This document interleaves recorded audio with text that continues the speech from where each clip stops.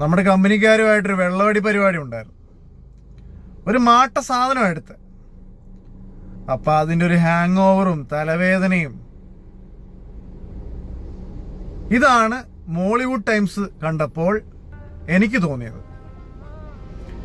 മുകുന്ദനുണ്ണി അസോസിയേറ്റ്സിന് ശേഷം അഭിനവ് സുന്ദർ നായിക്കിന്റെ മോളിവുഡ് ടൈംസ്, നസ്ലൻ നായകനാവുന്ന മോളിവുഡ് ടൈംസ്. ഒരു ക്യാരക്ടർ അയാളുടെ ജീവിതത്തിൽ നേർവഴിക്കേ പോകുള്ളൂ, അതായത് നേർവഴിയിലൂടെ മാത്രമേ ഞാൻ സക്സസ് നേടുകയുള്ളൂ എന്ന് പിടിവാശിയുള്ള ഒരു ക്യാരക്ടർ. വിനീത് മാധവൻ ഒരു സിനിമ സംവിധാനം ചെയ്യണം എന്നാഗ്രഹിക്കുന്ന നസ്ലന്റെ ക്യാരക്ടർ. അതാണ് മോളിവുഡ് ടൈംസ്. മുകുന്ദനുണ്ണി അസോസിയേറ്റ്സിൽ മുകുന്ദനുണ്ണി ഏത് വഴിയും, ഏത് കുറുക്ക് വഴിയും, ഏത് കുരുട്ട് ബുദ്ധിയിലൂടെയും ഞാൻ സക്സസ് നേടും, എൻ്റെ ലൈഫിൽ ഞാൻ സക്സസ്ഫുൾ ആകും എന്ന് വാശിയോടെ പോകുന്ന മുകുന്ദനുണ്ണി അസോസിയേറ്റ്സിന്റെ നേരെ ഓപ്പോസിറ്റ് ക്യാരക്ടറാണ് ഇതില് മോളിവുഡ് ടൈംസിൽ നസ്ലൻ ചെയ്തിരിക്കുന്ന വിനീത് മാധവൻ.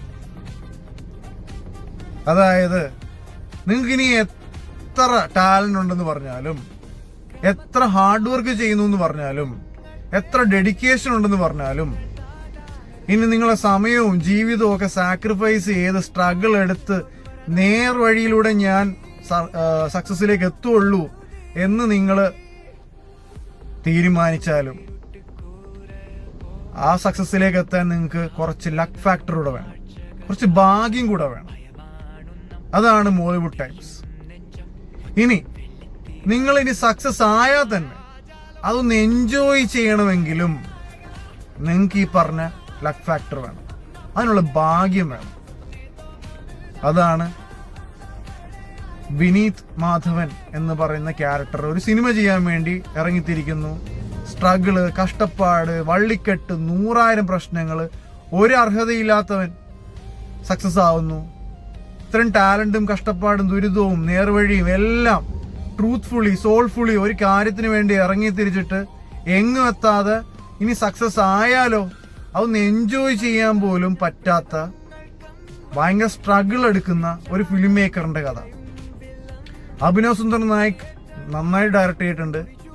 പക്ഷെ മുകുന്ദനുണ്ണി അസോസിയേറ്റ്സ് വെച്ച് നോക്കുമ്പോൾ കുറച്ച് ഹുക്കിംഗ് പോയിന്റും കുറച്ച് ഹൈ മൊമെന്റ്സും ഇതിൽ കുറവാണ്.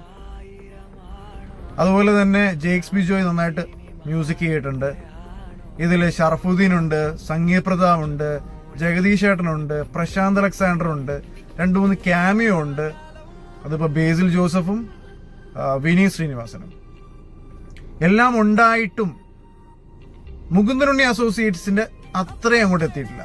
മുകുന്ദനുണ്ണി അസോസിയേറ്റ്സ് ഇവിടെയാണെങ്കിൽ മോളിവുഡ് ടൈംസ് ദാ ഇവിടെയാണ്. പക്ഷെ നല്ലൊരു സിനിമയാണ്.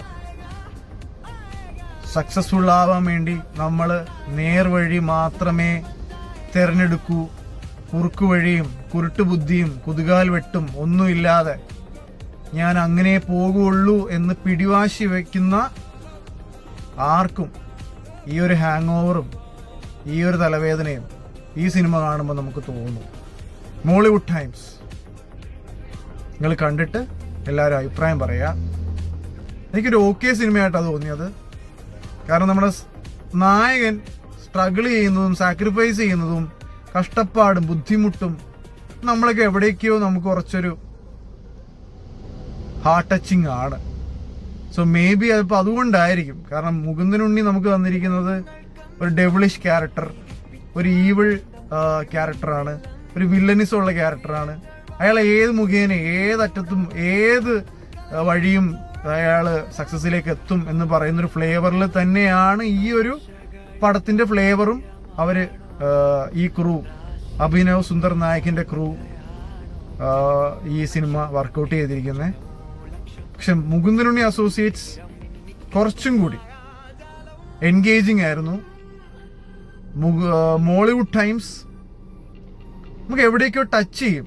ചിലപ്പോൾ അതിൻ്റെതായിരിക്കും നമുക്ക് ഈ ഒരു തോന്നലുണ്ടാകുന്നത്. നമ്മൾ എത്രയെല്ലാം ട്രൂത്ത്ഫുൾ ആയിട്ടും സോൾഫുൾ ആയിട്ടും നമ്മളൊരു കാര്യത്തിന് വേണ്ടി ഇറങ്ങി തിരിച്ചാലും നമുക്ക് ലക്ക് ഫാക്ടറും നമ്മുടെ ഭാഗ്യവും ഒരു അർഹതയില്ലാത്തവനൊക്കെ സക്സസിലൂടെ കടന്നു പോകുമ്പോൾ നമ്മൾ മാത്രം എന്തുകൊണ്ട് ഇങ്ങനെയെന്ന് ചിന്തിക്കുന്നിടത്ത് ഈ സിനിമ കുറച്ചൊന്നും നമ്മളെ ഹോണ്ട് ചെയ്യും. ചിലപ്പോൾ അതുകൊണ്ടായിരിക്കാം. മുകുന്ദനുണ്ണി ഇവിടെയാണെങ്കിൽ മോളിവുഡ് ടൈംസ് ഇവിടെയാണ്. ഇതാണ് ഞാൻ കണ്ട മോളിവുഡ് ടൈംസിലെ വിനീത് മാധവൻ എന്ന ക്യാരക്ടറിന്റെ ജീവിതം. മോളിവുഡ് ടൈംസ്, അഭിനവ് സുന്ദർ നായകിന്റെ മോളിവുഡ് ടൈംസ്.